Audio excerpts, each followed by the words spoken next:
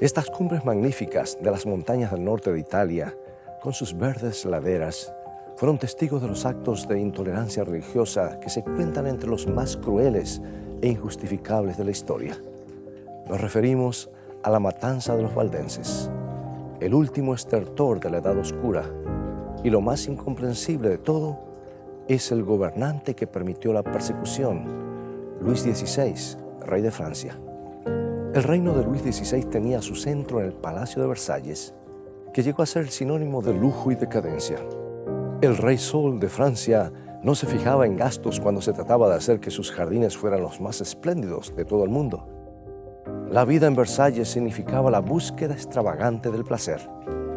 Allí se exhibían óperas y obras teatrales en escenarios resplandecientes. La gente apostaba con locura y siempre había alguna fiesta en proceso. Una dama de la corte declaró que si ella comiera solo la mitad de lo que comía el rey, se moriría en menos de una semana. Además, el rey se divertía cultivando una sucesión de concubinas.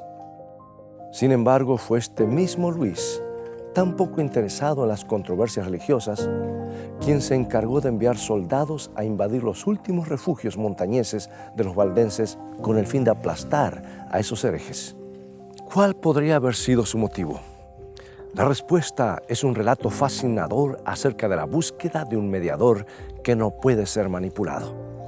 Toma tu Biblia y acompáñame en este viaje al norte de Italia para explorar el rico pasado del pueblo valdense y cómo mantuvieron encendida la luz de la palabra de Dios por tantos siglos.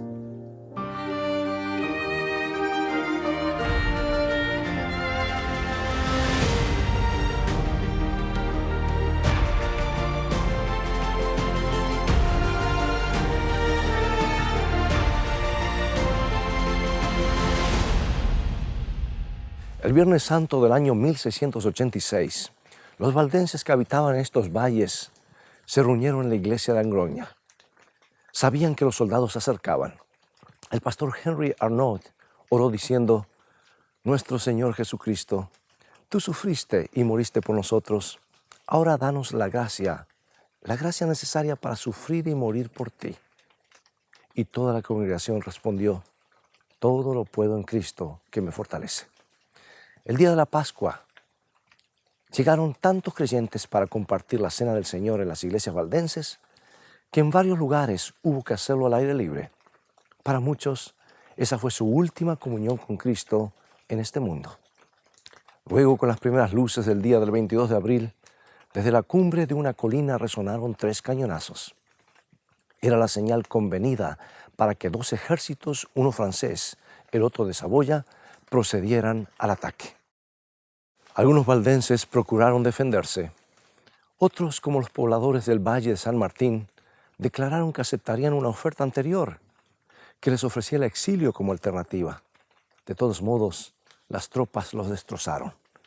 En la ciudad de San Germán, el general francés Catinat ofreció el perdón a todos los que se rindieran. Por fin, persuadió a los valdenses a que permitieran la entrada de sus tropas. Los soldados entonces procedieron a torturar y asesinar a hombres, mujeres y niños. ¿Por qué se hizo a los valdenses objeto de tanta hostilidad? ¿Qué terribles crímenes habían cometido ellos? Su crimen consistía en lo que enseñaban en capillas escondidas entre las montañas.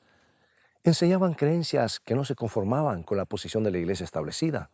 Además, habían resistido durante siglos la presión de la iglesia de Roma. Una de las razones de que se creyeran herejes las encontramos en su confesión de fe. Me permito leer un artículo de una confesión de fe de los valdenses, obra fechada en 1120. Cristo es nuestra vida, verdad, paz y justicia, y también nuestro pastor, intercesor, sacrificio y sacerdote, que murió para salvación de todos los que creen y que ha resucitado para nuestra justificación. Del mismo modo, mantenemos con firmeza que no hay otro mediador e intercesor ante Dios el Padre fuera de Jesucristo. Los valdenses basaban su confesión en las claras enseñanzas del Nuevo Testamento. Por ejemplo, lo que escribió el apóstol Pablo en Timoteo, primera carta, capítulo 2, versículo 5. Porque hay un solo Dios y un solo mediador entre Dios y los hombres, Jesucristo hombre, el cual se dio a sí mismo en rescate por todos, de lo cual se dio testimonio a su debido tiempo. Este texto probablemente fue leído aquí mismo, pues en una de estas capillas, en esta área, los valdenses se esforzaron por vivir conforme a las implicaciones de este principio. También leían algunas declaraciones del libro de los Hebreos que categorizan a Cristo como nuestro único sumo sacerdote celestial. Veamos Hebreos 10, 12 al 14. Pero Cristo, habiendo ofrecido una vez para siempre un solo sacrificio por los pecados, se ha sentado a la diestra de Dios, porque con una sola ofrenda hizo perfectos para siempre a los santificados. El sacrificio de Cristo es el requisito indispensable que necesitamos para presentarnos confiadamente ante un Dios santo y glorioso. Eso era lo que los valdenses leían en sus Biblias y eso era también lo que predicaban. Ellos tenían una imagen muy clara de Cristo como Salvador, a la vez que sumo sacerdote y también mediador en el cielo, y negaban que pudiera existir algún otro mediador entre Dios y los hombres. Tal vez te preguntes, ¿qué tiene esto de tan terrible? ¿Por qué se los consideraba una herejía tan peligrosa? Esta es la Catedral de Santa María Mayor en Roma. Durante siglos han venido aquí los peregrinos para honrar a la Madre de Cristo y rogar por su intercesión.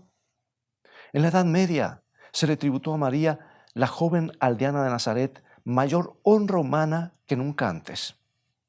El concilio de Éfeso decidió oficialmente que María debía ser venerada como la Madre de Dios. El Papa Sixto III decidió construir esta basílica en honor de María. Es curioso que el lugar que eligiera para este fin fue el monte Esquilino, lugar donde había estado la base del culto de la antigua diosa romana Juno Lucina. El hecho es que la Iglesia de Roma había multiplicado los mediadores, lo cual le producía grandes ganancias.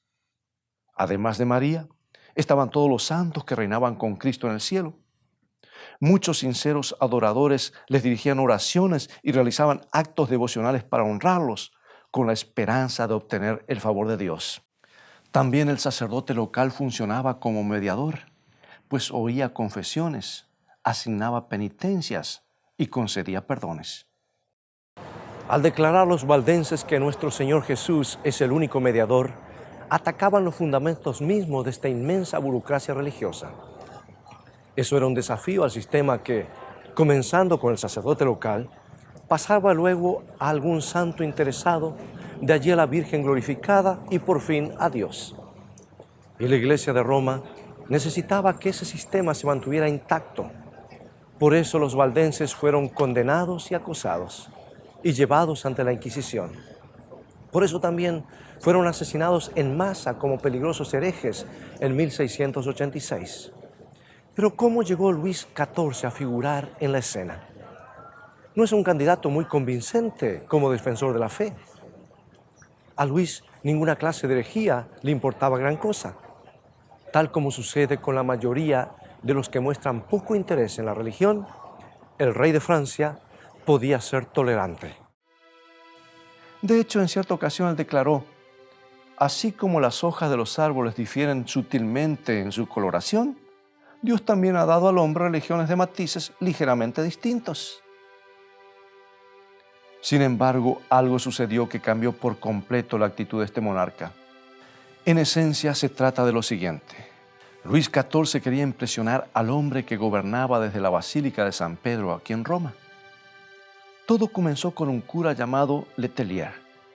Era el confesor de Luis XIV en la corte. Este sacerdote enfermó de gravedad y comenzó a prepararse para morir. En el proceso hablaba con Luis de corazón a corazón. Le manifestó al rey que dar un golpe definitivo a esos molestos protestantes le permitiría expiar todas sus faltas personales y su vida de indulgencia egoísta. El hecho es que Luis se sentía un tanto vulnerable. Su enredo amoroso más reciente con una mujer casada había hecho crecer su ansiedad acerca de la salvación. Letelier lo persuadió que exterminar a los herejes, exterminarlos transformaría en el campeón del papado y le aseguraría un lugar en el cielo. De este modo, Luis XIV, ese modelo de gratificación egoísta, envió tropas con el encargo de aplastar a los creyentes en la verdadera doctrina y comenzó con los hugonotes, protestantes de su propio país. Como resultado, millares huyeron y Francia perdió a muchos de sus mejores y más esclarecidos ciudadanos. Luis envió también severos mensajes a Víctor Amadeo II, duque de Saboya, exigiéndole que expulsara a los valdenses de sus reductos montañeses en Italia. Al comienzo el duque resistió esa intromisión en los asuntos de Saboya, pero Luis siguió presionándolo y amenazó con anexar Saboya a Francia si fuese necesario. Finalmente, Víctor Amadeo II consintió en compartir con la Iglesia romana la campaña contra los herejes. Lo más terrible es que la sangre de tantos valdenses, hombres, mujeres y niños, haya corrido por estos senderos de montaña solo porque un hombre haya querido quedar bien con el Papa. Luis XIV quería regatear con Dios, con su prontuario de inmoralidad. No quería tener que encontrarse con su Creador cara a cara. No quería tener que confesarle honestamente su estilo de vida tan egocéntrico. Por eso trató de usar los servicios de un intermediario. Esperaba cubrir sus pecados al obtener la aprobación de un mediador humano. Y en vez de abandonar su mal proceder, se dedicó a castigar a los herejes. El resultado fue la persecución más devastadora que hubieran sufrido los valdenses. Habían soportado siglos de persecución sin dejar de aferrarse a su fe. Pero esta vez, en 1686, casi fueron totalmente exterminados. Muchos valerosos creyentes valdenses fueron quemados vivos. Otros fueron descuartizados, despeñados o usados como blancos para que los soldados practicaran su puntería. Después de 3 días de matanza, los únicos recuerdos de vida que quedaban en muchos de estos valles eran los cadáveres que colgaban de los árboles. Hay una razón muy importante que explica por qué los apóstoles nos enseñaron que hay un solo mediador entre Dios y los hombres. Simplemente necesitamos un mediador que no pueda ser sobornado. En los primeros capítulos del Apocalipsis aparece el Cristo glorificado, el sumo sacerdote celestial. Está vestido de un ropaje de blancura resplandeciente y sus ojos parecen como llamas de fuego. Esto es lo que dice Jesús en Apocalipsis capítulo 2, versículo 23. Y a sus hijos heriré de muerte y todas las iglesias sabrán que yo soy el que escudriña la mente y el corazón. Yo os daré a cada uno según sus propias obras. A Jesucristo nadie lo puede manipular. Nadie puede sobornarlo o engañarlo. Todo lo ve, aún lo más profundo, lo más íntimo de nuestro ser. Su justicia es perfecta. Nadie puede comprar la salvación con penitencias, indulgencias, ni buenas obras. En nuestra debilidad, sin embargo, los seres humanos siempre estamos tratando de poner algo más entre Dios y nosotros. Queremos otro velo, algo tras lo cual podamos ocultarnos. Y por desgracia, la Iglesia de Roma creó todo un sistema que los pecadores podían manipular con facilidad. Se les podía mentir a los sacerdotes, empapelar el pecado con indulgencias, imaginar un santo propicio para cada ocasión y para cada necesidad. Se podían conseguir favores de la Virgen María. Ella comprendería la debilidad humana cuando un Dios santo, pareciera no hacerlo. Esta es la Basílica de Superga, que domina la ciudad de Torino, cerca de los Alpes italianos, que una vez perteneciera al Ducado de Saboya. La historia de la construcción de esta basílica nos muestra cómo la gente tiende a inventar mediadores conforme a su propia imagen. Algunos años después de la masacre de los valdenses, Luis XIV decidió apropiarse del gobierno de Saboya, despojando así al mismo duque Víctor Amadeo que, por no antagonizarlo, había obedecido su orden de exterminar a los herejes. En 1705 las tropas francesas sitiaron la ciudad de Torino. Ya casi todas las otras fortalezas de Saboya habían sido tomadas. Sin embargo, Víctor Amadeo logró escapar y comenzó a reunir fuerzas para romper el sitio. Durante 3 largos meses, la ciudad resistió el bombardeo francés. El 2 de septiembre de 1706, Víctor logró escalar esta colina y espiar las posiciones que ocupaban las tropas francesas en torno a las murallas de la ciudad. 2 días más tarde lanzó las fuerzas de Saboya contra el punto más débil de los franceses. Y en forma inexplicable, el vasto ejército francés no lanzó ningún contraataque. Víctor encabezó una carga de caballería, rompiendo así las líneas enemigas. Los soldados franceses huyeron, presas del pánico, y al entrar Víctor en Turín, como su gran libertador, podía oír la música de una misa de agradecimiento que se celebraba en la gran catedral de la ciudad. Era el 8 de septiembre, el mismo día de la fiesta de la Natividad de la Virgen. Víctor proclamó que el favor divino había salvado su capital. Pero la agradecida población enfocó su devoción en la Virgen María. Esta hermosa basílica fue construida aquí en el cumplimiento de un voto que se le hiciera. La población de Torino se congregó para tributar alabanzas a la dama que había roto el sitio francés. Sin embargo, el hecho es que en 1706 Luis XIV había decidido abandonar Saboya y extricar sus tropas. Otro ejército, el de la Casa de Habsburgo, estaba en marcha y el rey de Francia se vio obligado a afrontar la nueva amenaza. Esta situación tuvo mucho que ver con el hecho de que Turín no cayera en manos de los franceses.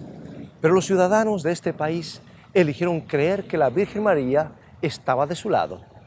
Víctor Amadeo quiso creer que de alguna manera se había ganado el favor de la Madre de Jesús. No quiso pensar en la sangre de los valdenses, grandes y pequeños, que manchaba sus manos. No quiso creer que esa sangre clamaba ante Dios por justicia. Tampoco pensaron en esos soldados que habían participado en la masacre. Querían tener en el cielo a alguien que aprobara su causa, que portara su bandera, que estuviera plenamente a favor de Torino.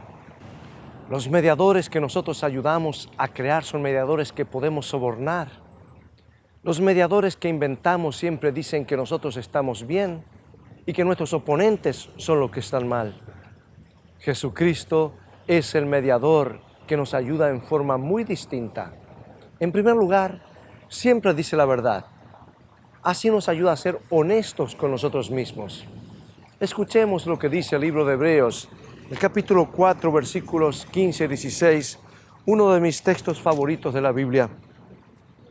Porque no tenemos un sumo sacerdote que no pueda compadecerse de nuestras debilidades, sino que uno que fue tentado en todo según nuestra semejanza, pero sin pecado.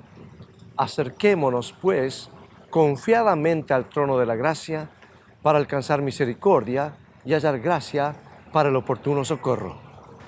Por cuanto Jesucristo tomó sobre sí la naturaleza humana, comprende lo que sentimos.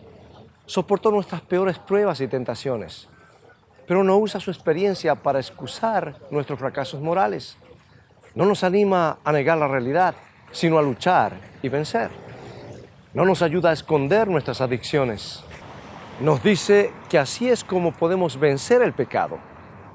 Dice que aquí podemos recibir ayuda, aquí podemos recibir gracia y misericordia. Tener a Jesús como nuestro único mediador nos capacita para afrontar la vida. Cualquier otro mediador es, en cierta forma, un medio de evitar esta experiencia, de escondernos de la verdad.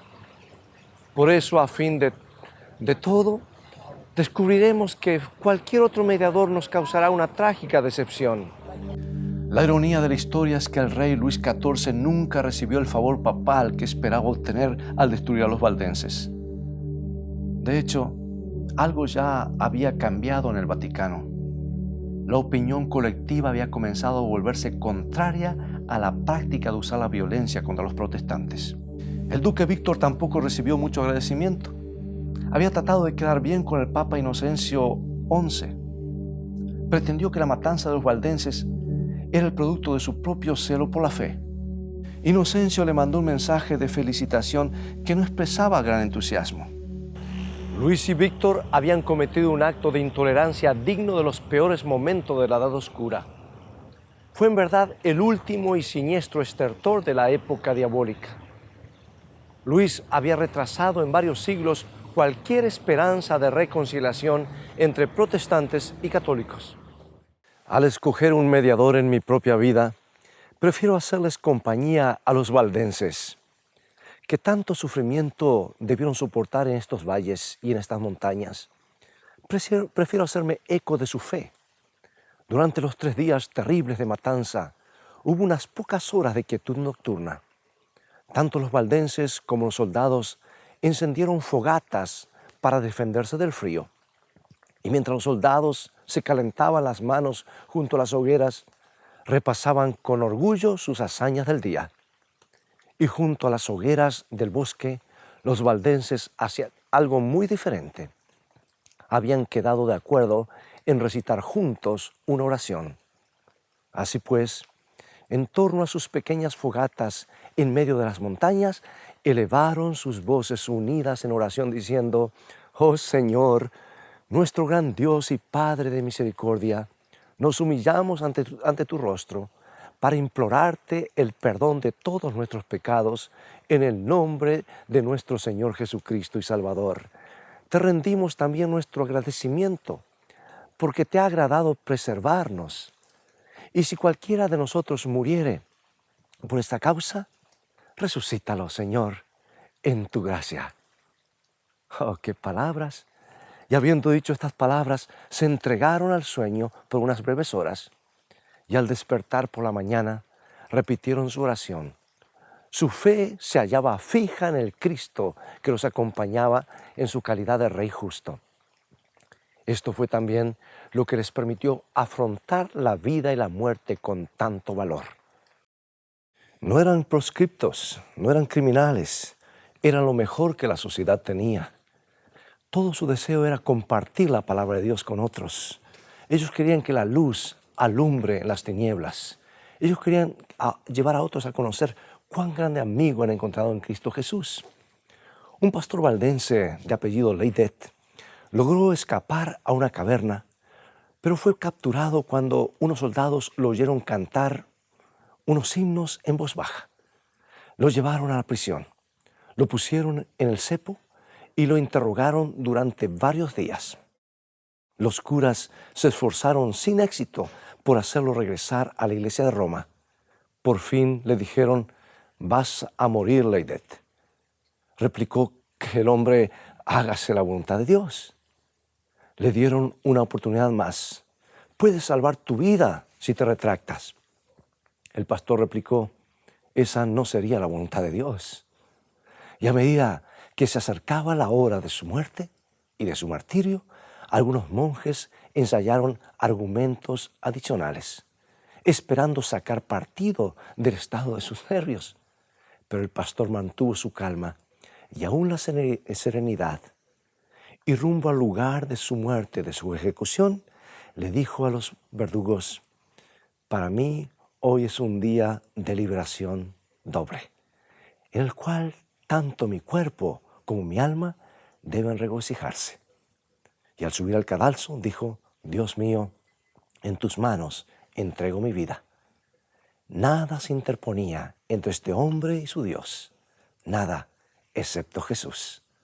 Por eso podía mirar lo peor cara a cara, sin protestar y sin pestañear.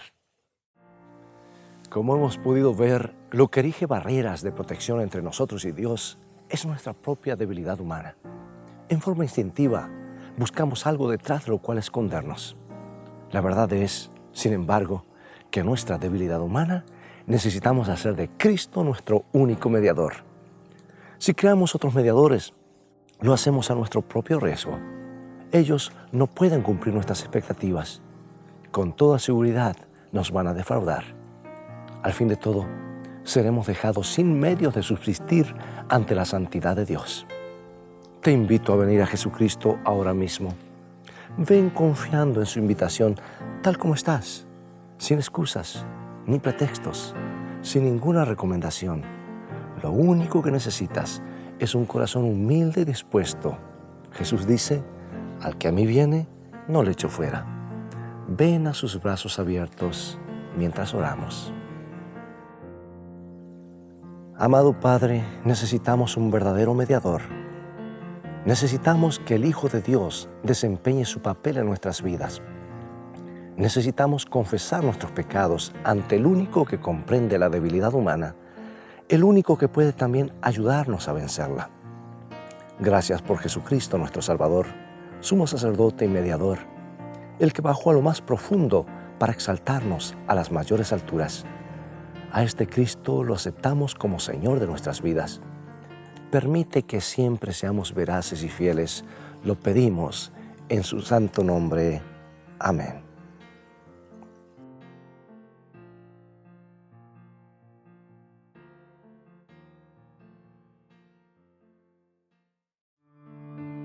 Nuestro Padre Celestial está esperando derramar sobre nosotros la plenitud de sus bendiciones. Es privilegio nuestro beber abundantemente en las fuentes del amor infinito. Qué extraño que oremos tan poco. Dios está pronto y dispuesto a oír la oración sincera del más humilde de sus hijos. ¿Por qué han de ser los hijos e hijas de Dios tan remisos para orar? Cuando la oración es la llave en la mano de la fe para abrir el almacén del cielo, en donde están atesorados los recursos infinitos de la omnipotencia.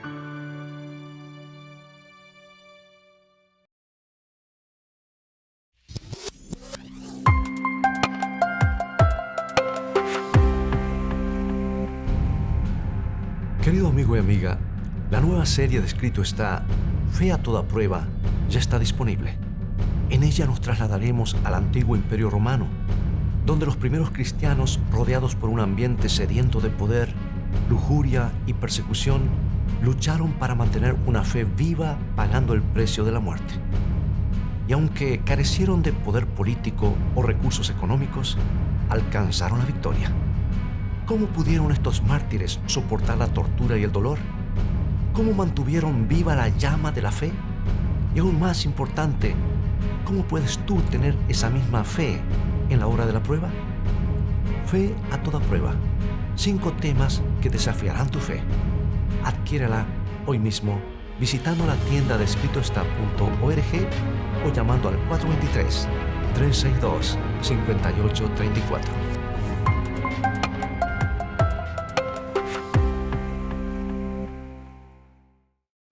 Bien amigos, nos despedimos desde las colinas de Italia y los fértiles valles valdenses. Sigamos mirando a Jesús, quien es un guía fiel. Dios te bendiga y recuerda, escrito está, no solo de pan vivirá el hombre, sino de toda palabra que sale de la boca de Dios.